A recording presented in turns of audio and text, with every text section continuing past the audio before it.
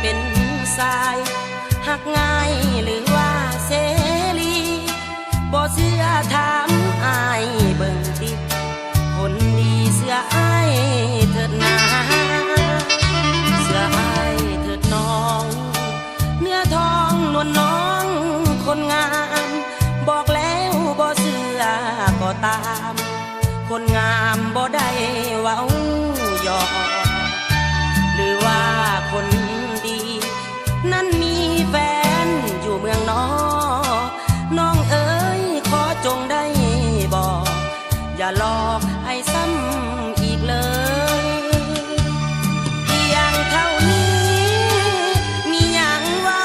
กันก็ได้อ้ายนี้เป็นคนใจง่ายถือใจมอบให้หมดเลยจะเป็นกายใจยินดีให้น้องเสยถ้าแน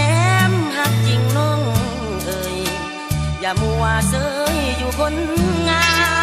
มถ้าน้องได้อายควรใจนับว่าเป็นโศกน้องเอ๋ยบ่ต้องน้อยอกตกใจดอกนาน้องนาเว้าเรื่องความซ้ำละกรรมนั้นบ่มีทางยอมเสียสละทุกอย่างสร้างฝันให้กลายเป็น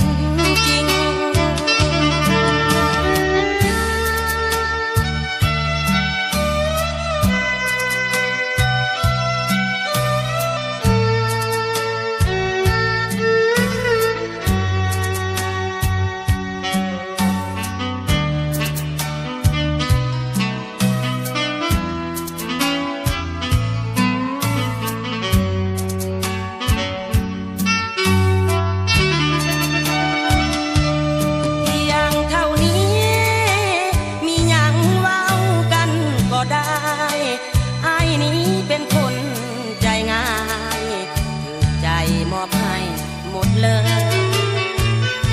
จะเป็นกายใจยินดีให้น้องเสยถ้าแนมหักจริงน้องเอ่ยอย่ามัวเสยอยู่คนงามถ้าน้องได้อายควรใจนับว่าเป็นโศกน้องเอ๋ยบ่ต้องน้อยอกตกใจดอกนาน้องนาเว้าเรื่องความซ้ำละกรรมนั้นบ่มีทาง